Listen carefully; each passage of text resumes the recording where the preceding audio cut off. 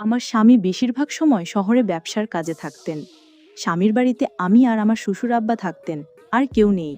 আমি এত বিশাল বাড়িতে থাকতে ভয় পেতাম। আমি একদিন আমার স্বামী নরেনকে বললাম, তুমি আমাকে তোমার সাথে শহরে নিয়ে চলো, আমি এ বাড়িতে একা থাকতে পারবো না। কিন্তু নরেন বলল, তুমি চলে গেলে আমার বাবাকে কে দেখাশোনা করবে? এটা তো ঠিকই বলেছে, আসলে তো বাড়িতে আর কেউ নাই। আমার শ্বশুর আব্বাকে দেখে মনে হয় না যে সে এক ছেলের পিতা। অল্প বয়সেই আমার শাশুড়ি মা চলে গেলেন। আমার শ্বশুর আব্বা দেখতে 25 বছরের মতো মনে হয়। একদিন আমার স্বামী নরেন বাড়িতে ছিল না, সে কিছুদিনের জন্য শহরে গেলেন। কিন্তু সেই দিন শ্বশুর আব্বা আমাকে, বন্ধুরা, মূল ঘটনাটি শুরু করার পূর্বে তোমাদের কাছে ছোট্ট একটা রিকোয়েস্ট, তোমরা যারা এখনো আমার চ্যানেলটিকে সাবস্ক্রাইব করনি তারা দ্রুত আমার চ্যানেলটিকে সাবস্ক্রাইব করে পাশে থেকো। তো চলো এবার মূল ঘটনাটি শুরু করি। আমার নাম জয়া। বিয়ের সময় বয়স ছিল 20, আর এখন 2 বছর কেটে গেছে। এই বাড়িতে এসেছে। আমার স্বামী নরেন একজন ব্যস্ত ব্যবসায়ী। প্রায়ই তাকে শহরের প্রান্ত থেকে ও প্রান্তে ছুটতে হয়। বাড়িতে থাকেন আমার শ্বশুর, একজন নিরুত্তাপ স্বভাবের মানুষ। বয়স 40-এর কাছাকাছি হলেও চেহারা দেখে তা বোঝার উপায় নেই। শাশুড়ি মারা গেছেন বহু আগে, তাই নারী সঙ্গ বলতে আমি একাই। শুরুর দিকে ভীষণ অস্বস্তি লাগতো। এই বিশাল বাড়িতে শুধু আমি, শ্বশুর আর একরাশ নীরবতা। মাঝে মাঝে স্বামীকে বলতাম, এভাবে একা একা ভয় করে। ওর উত্তর হতো, বাড়িতে বাবা আছেন, তিনি তো আছেন তোমার খেয়াল রাখার জন্য। প্রথমে কথাটা আশ্বাসের মতো মনে হলেও সময়ের সঙ্গে অদ্ভুত কিছু আচরণ চোখে পড়তে লাগলো। কখনো চুপচাপ বারান্দায় আমাকে দেখতে থাকা, কখনো দরকার ছাড়াই ঘরে এসে উপস্থিত হওয়া। আমি জিজ্ঞেস করলে হেসে বলতেন, তুমি তো আমার মেয়ের মতো, তোমার ঘরে আসতে কি অনুমতি লাগে? এসব কথা চুপ থেকে যেতাম, কিন্তু মনে এক অজানা সন্দেহ জমে থাকতো। একদিন নরেন জানালো, কয়েকদিন বাইরে থাকতে হবে। চুপচাপ শুনে নিলাম, কারণ জানতাম কিছু বলেও লাভ নেই। এবার বাড়িতে শুধু আমি আর শ্বশুর। নরেন চলে যাওয়ার পর পুরো বাড়িটা যেন নীরব হয়ে গেল। প্রতি কদমে একাকিত্ব আর শূন্যতা জেঁকে বসেছিল। সন্ধ্যায় বারান্দায় চুপচাপ বসেছিলেন শ্বশুর মশাই। দেখে মনে হলো পুরনো স্মৃতিতে ডুবে আছেন। রাতে ঘুমোতে গিয়েছি, হঠাৎ দরজার ওপার থেকে ডাক এলো, জয়া, দরজাটা একটু খোলো, তোমার সাথে কিছু কথা আছে। ঘুম জড়ানো গলায় বললাম, বাবা, সকালে বলবেন, এখন খুব ঘুম পাচ্ছে। কিন্তু গলার স্বরে কঠোরতা, দরজা খুলবা নাকি আমিই খোলার ব্যবস্থা করব? মুহূর্তে মনটা কেঁপে উঠল। ধীরে ধীরে দরজা খুললাম। তিনি একটু ঠমকে দাঁড়িয়ে নিচু গলায় বললেন, তোমার চোখে ভয় কেন? আমি তো তোমার আপনজন। বাবা, আমি চুপ করে রইলাম, কিন্তু বুঝতে পারলাম আজ রাতটা যেন এক নতুন কিছু নিয়ে এসেছে, যেটা শুধু জানার আগ্রহ তৈরি করে, ভয় নয়। দরজার ওপাশে দাঁড়িয়ে থাকা শ্বশুর আব্বার চোখ দেখে বুঝলাম যেন অনেক স্মৃতির ভার বয়ে নিয়ে এসেছেন, কিন্তু মুখে কিছুই বলছেন না। আমি জিজ্ঞেস করলাম, বাবা, এত রাতে কি দরকার ছিল? উনি গভীরভাবে আমার দিকে তাকিয়ে বললেন, তুমি আমার কাছে অচেনা কেউ না জয়া। জানো, তোমার মধ্যে আমি প্রায়ই তোমার শাশুড়িকে দেখি। তার মুখ, তার শান্ত স্বভাবের ছায়া আজ তোমার মধ্যে খুঁজে পাই। কথাটা শুনে আমার মনে হঠাৎ কেমন যেন এক বিষণ্ণ ভালো লাগা মনে হলো, কিন্তু একই সাথে একরকম কৌতূহলও জেগে উঠল। শাশুড়ি মা কেমন ছিলেন? আমি শান্ত গলায় বললাম, আপনার স্ত্রী, মানে শাশুড়ি মা কেমন ছিলেন? শ্বশুর আব্বা একটা দীর্ঘ নিঃশ্বাস নিয়ে মেঝেতে বসে পড়লেন। বললেন, সে ছিল এই বাড়ির আলো, শান্ত স্বভাবের, সবসময় হাসি খুশি থাকত। কিন্তু সময় তাকে কেড়ে নিল। তার চোখ যেন ভিজে উঠেছিল। আমি যেন এক গভীর বেদনার গল্পের শুরুতে এসে দাঁড়িয়েছি। শ্বশুর আব্বার মুখে শাশুড়ি মায়ের কথা শুনে মনে হচ্ছিল তিনি যেন হারিয়ে গেছেন কোনো পুরনো দিনের শান্ত স্মৃতির গভীরে। আমি চুপচাপ বসে রইলাম। ওনার চোখে মুখে এক ধরনের শূন্যতা দেখতে পেলাম। হঠাৎ উনি বললেন, জয়া, তুমি কি জানো প্রিয়জনের অভাব মানুষ কিভাবে প্রতিদিন বুঝতে পারে? আমি মাথা নিচু করে থাকলাম, কারণ এই অনুভূতির গভীরতা আমার অজানা ছিল। তখন তিনি হঠাৎ বললেন, চলো, তোমাকে আজ একটা জিনিস দেখাই যা কাউকে কখনো দেখাইনি। আমি দ্বিধায় পড়েও উঠে দাঁড়ালাম। উনি আমাকে নিয়ে গেলেন বাড়ির পুরনো একটি ঘরে, যেটা সব সময় বন্ধ থাকত।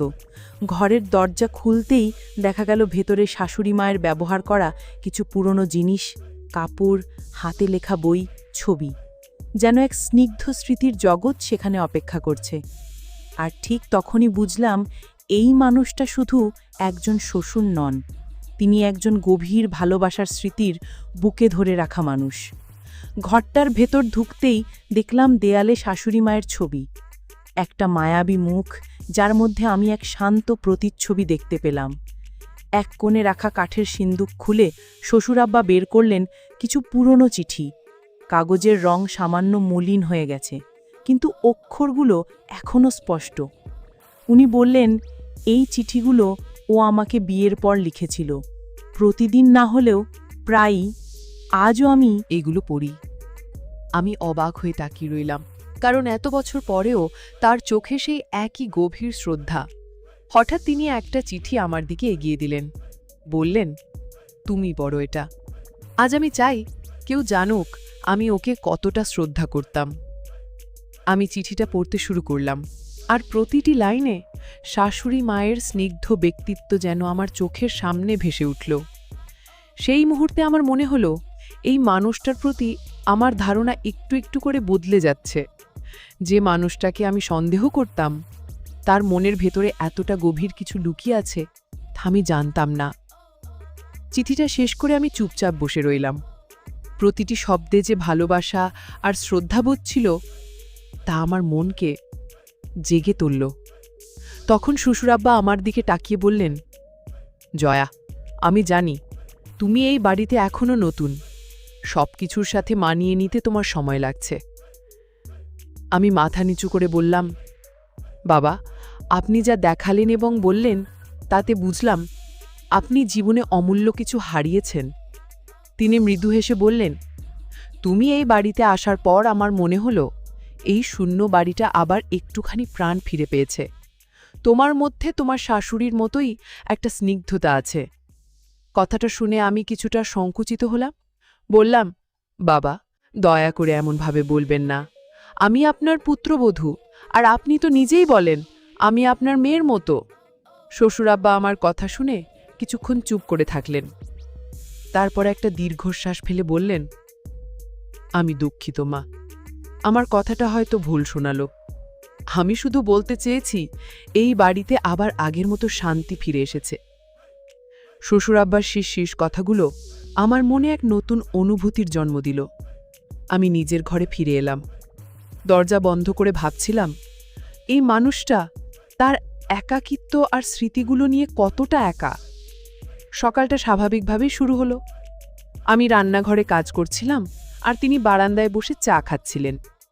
দুপুরে খাওয়ার সময় উনি পরিবারের নানা বিষয় নিয়ে কথা বললেন, যেন গত রাতের গভীরতা আমাদের মধ্যে এক নতুন সহজ সম্পর্ক তৈরি করে দিয়েছে। নরেন বাড়িতে না থাকায় যে শূন্যতা ছিল তা যেন ধীরে ধীরে কমে আসছিল। সপ্তাহ পেরিয়ে গেল। প্রতিদিনের কাজকর্ম, বাড়ির ছোট ছোট দায়িত্ব সবকিছুই আগের মতোই চলছিল, কিন্তু আমার মনে তার প্রতি এক ধরনের শ্রদ্ধা ও মায়া জন্মেছিল। একদিন বিকেলে আমি লক্ষ্য করলাম শ্বশুরাব্বা আমাকে খুবই সাধারণভাবে বিভিন্ন বিষয়ে পরামর্শ দিচ্ছেন, যেন তিনি সত্যিই আমাকে তার মেয়ের জায়গায় দেখছেন। আমি অবাক হলাম না, কারণ হয়তো তাই।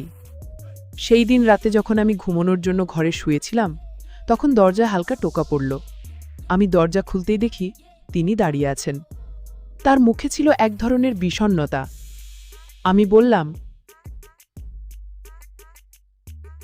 আব্বা, আপনি এত রাতে, সব ঠিক আছে? তিনি ম্লান হেসে বললেন, মা, আমার আজ ঘুম আসছে না। তোমার শাশুড়ির কথা খুব মনে পড়ছে। ভাবলাম তোমার সাথে কিছুক্ষণ কথা বললে যদি মনটা হালকা হয়। আমার জীবনের গল্প শোনার মতো আর কেউ নেই। আমি বললাম, বাবা, যিনি চলে গেছেন তার জন্য কষ্ট পাওয়া স্বাভাবিক, কিন্তু নিজের শরীরেরও তো যত্ন নিতে হবে। এখন বিশ্রাম করুন, কাল কথা হবে। আমি জানতাম তার মনের ভেতরটা একদম একা। শ্বশুরাব্বা যেন আরও নিঃশব্দ হয়ে গেছেন। কথা বলতে চাইলেও তার মনের ভেতরের কষ্টগুলো হয়তো তাকে বলতে দিচ্ছিল না। এক সন্ধ্যায় আমি রান্নাঘরে ব্যস্ত ছিলাম, যখন শ্বশুরাব্বা সেখানে এলেন। তিনি আগের মতো গম্ভীর মুখে দাঁড়িয়ে রইলেন না, বরং ধীরে ধীরে এগিয়ে এসে রান্নাঘরের এক কোণে বসলেন। আমি তাকিয়ে দেখি তার চোখে সেই পুরনো কাঠিন্যটা নেই, শ্বশুর আব্বা চোখ বেয়ে পানি পড়ছিল। আমি বললাম, বাবা, আপনি কাঁদছেন কেন? তখন তিনি বললেন, বৌমা, তুমি যখন এই বাড়িতে ছিলে না তখন তোমার শাশুড়ির স্মৃতিগুলো মুছে গিয়েছিল, কিন্তু কেন জানি তুমি এই বাড়িতে আসার পর তোমার কাজের মধ্যে, তোমার শান্ত স্বভাবের মধ্যে আমি বারবার ওকে খুঁজে পাই। ওর স্মৃতি যখন চোখে ভাসে তখন নিজেকে সামলাতে পারি না। শ্বশুর আব্বা যখন শাশুড়ি মায়ের কথা বলতেন তখন আমার প্রথমে একটু অস্বস্তি হলেও এখন তার কষ্টটা আমি বুঝতে পারছিলাম। আমি তাকে বললাম, যান, রাত হয়েছে, এখন নিজের ঘরে গিয়ে বিশ্রাম নিন। আমি আমার রুমে গিয়ে শুয়ে রইলাম, কিন্তু ঘুমাতে পারছিলাম না। শ্বশুরের চোখের জল আর তার একাকিত্ব আমার মনকে ভারাক্রান্ত করে তুলেছিল। এই বিশাল বাড়িতে আমরা মাত্র দুজন মানুষ, দুজনেই নিজের মতো করে একা। পরদিন সকালে আমি রান্নাঘরে ছিলাম, হঠাৎ শ্বশুর আব্বা এসে আমাকে ডাকলেন। জয়া, নরেন ফোন করেছিল, ও তোমার কথা জিজ্ঞেস করছিল। তোমার এখানে একা থাকতে কোনো অসুবিধা হচ্ছে না তো? তার প্রশ্নে আমি কিছুটা অবাক হলাম, কারণ তিনি আমার সুবিধা অসুবিধার কথা এতটা মন দিয়ে ভাবছেন। আমি ধীরে ধীরে বললাম, না বাবা, তেমন কোনো অসুবিধা নেই, তবে মাঝে মাঝে বাড়ির জন্যে মন খারাপ করে, এই আর কি। নরেন যদি জানে আমি তার বাবাকে একা রেখে বাপের বাড়ি চলে গেছি তাহলে সে মন খারাপ করবে, তাই কথা খুলে বললাম না। শ্বশুর আব্বা কিছুক্ষণ চুপ থেকে বললেন, আমি জানি এই বাড়িতে আমি ছাড়া তোমার কথা বলার মতো কেউ নেই, তোমার স্বামী বাইরে থাকে। একদিন সকালে যখন আমি রান্নাঘরে কাজে ব্যস্ত ছিলাম, শ্বশুর আব্বা এসে আমাকে ডাকলেন। আমি জানতাম তিনি কিছু একটা বলতে চান, কিন্তু তার প্রতি আমার আগের সেই অজানা ভয়টা এখন আর ছিল না। আমি তার দিকে তাকালাম। শ্বশুর আব্বা রান্নাঘরের এক পাশে পুলে বসে শান্ত গলায় বললেন, জয়া, আমি একটা কথা ভাবছিলাম, নরেন ফিরতে এখনো দেরি আছে। তুমি সারাদিন একা একা থাকো, তোমার ভালোর জন্যই বলছি। তুমি চাইলেই দিনের বেলা তোমার বাপের বাড়ি থেকে ঘুরে আসতে পারো। আমি চাই তুমিও ভালো থাকো মা। আমি জানতাম শ্বশুর আব্বা আমার ভালো চাইতেন, তবে তার কথায় যে গহীন প্রশ্ন রয়ে গেছে তা আমাকে গভীরভাবে ভাবায়। একদিন দুপুরে যখন আমি জানালার পাশে দাঁড়িয়ে চা বানাচ্ছিলাম, তিনি এসে দাঁড়ালেন। সেই মুহূর্তে আমি ঠিকই বুঝতে পারলাম তার মন কিছু একটা বলতে চাইছে, কিন্তু সেটা কি? শ্বশুর আব্বা একটু থেমে বললেন, জয়া, কখনো কখনো নিজের কষ্টগুলো মানুষের সাথে শেয়ার করতে হয়, তাতে দুঃখ কষ্ট অনেকটা হালকা হয়ে যায়, আর কষ্টগুলো মনের ভেতরে রাখলে তা আরও বেড়ে যায়। এই বাড়ির সবকিছু আমি একা সামলাচ্ছি, আর তোমার দিকে তাকিয়ে মনে হয় তুমি আমার মেয়ে না হলেও তুমি আমার মেয়ে। আর আমার মনে হচ্ছে তুমি এ বাড়িতে ভালো নেই, কারণ তোমার মুখ দেখলে বোঝা যায় তুমি এ বাড়িতে ভালো নেই। আমি জানি তুমি কেন ভালো নেই। কথাগুলো শুনে আমি স্তব্ধ হয়ে গেলাম। সে সময় মাথায় অসংখ্য প্রশ্ন ভিড় করছিল, কিন্তু কিছুই বলতে পারলাম না। আমি শ্বশুর আব্বার চোখে অদ্ভুত কিছু দেখছিলাম, যা আমাকে আবার নতুনভাবে ভাবতে বাধ্য করছিল। দিনযাপন চলছিল। একদিন বিকেলে রোদে আমি জানালা দিয়ে বাইরে তাকাচ্ছিলাম, তখন শ্বশুর আব্বা আসলেন। হঠাৎ তিনি বললেন, জয়ামা, আমার শরীরটা ভালো না। আমি বললাম, কি হয়েছে আপনার? তিনি বললেন, প্রচণ্ড মাথা ব্যথা। আমি বললাম, ওষুধ খান। শ্বশুর আব্বা বললেন, ঠিক আছে, তুমি রাতে আমার ঘরে এসে ওষুধগুলো দিয়ে যেও। একদিন রাতে যখন আমি নিজের ঘরে বসেছিলাম, শ্বশুর আব্বা দরজায় নক করলেন। জয়া, তুমি ঘুমাচ্ছ না? তিনি বললেন। আমি বললাম, না, একটু ঘরের কাজ করছিলাম। তিনি কিছুক্ষণ দাঁড়িয়ে থেকে বললেন, তুমি একটু ঘরের বারান্দায় আসবে। আমি কিছুটা চুপ করে রইলাম, কারণ তার সাথে আমি বেশি একটা কথা বলতে চাইতাম না। তারপর কোনো কথার নিঃসঙ্গতা কাটিয়ে উঠে আমি বললাম, হ্যাঁ বাবা, আমি আসছি। তারপর বাবার সাথে বারান্দায় বসে গল্প করছিলাম। তিনি বলতে লাগলেন, আজ থেকে 6 মাস হয়ে গেল নরেন বাড়িতে নেই। শ্বশুর আব্বার সাথে যখন বারান্দায় বসে গল্প করছিলাম তখন তিনি বললেন, জানো বৌমা, তুমি এ বাড়িতে আসার পর আমার এখন আর একা মনে হয় না। তোমার শাশুড়ি মাকে হারানোর যে কষ্ট আমার ছিল সেটা এখন আর নেই। আসলে তুমি একজন ভালো মায়ের ভালো সন্তান।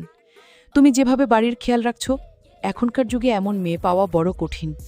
আমি বললাম, বাবা, তুমি দোয়া করো আমি যেন সারা জীবন তোমাদের পাশে থাকতে পারি, তোমাদের সেবা যত্ন করতে পারি, কারণ বিয়ের পর মেয়েদের শ্বশুরবাড়ি সবকিছু, আর আমি চাই বাকি জীবনটা আমার এই বাড়িতেই কেটে যাক। বন্ধুরা, আজকের গল্পটি কেমন লাগলো তা অবশ্যই কমেন্ট করে জানাবেন।